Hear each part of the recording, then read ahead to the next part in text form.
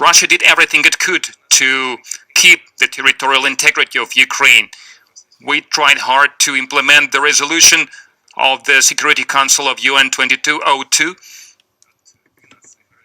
that endorsed the Minsk agreements on resolving the situation in Donbass, but everything was done in vain.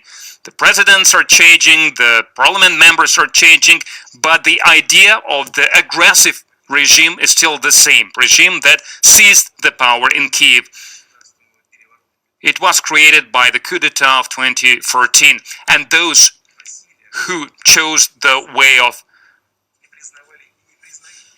violence, they admit they see no other way to resolve the Donbas crisis other than the military way. In this regard, I deem it necessary to make a decision that should have been made long time ago, to immediately recognize the independence and sovereignty of Donetsk People's Republic and Lugansk People's Republic.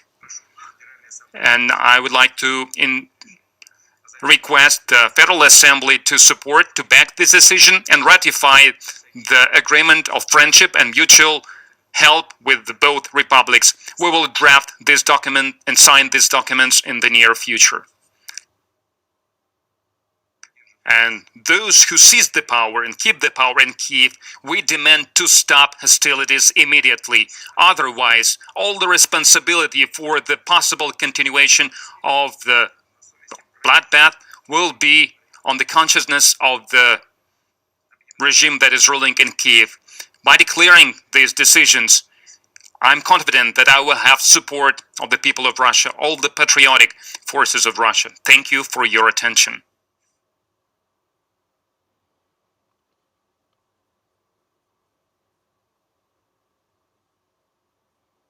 We start the ceremony of signing the documents. President of the Russian Federation, Vladimir Putin, is signing the executive decree on recognition of the Donetsk People's Republic.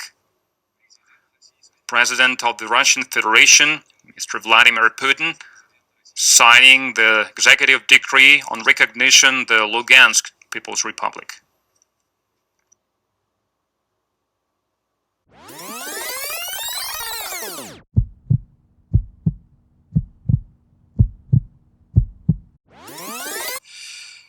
Good afternoon. I have a statement to read on behalf of the Secretary General on the situation in and around Ukraine. The Secretary General is greatly concerned by the decision by the Russian Federation related to the status of certain areas of Donetsk and Luhansk regions of Ukraine.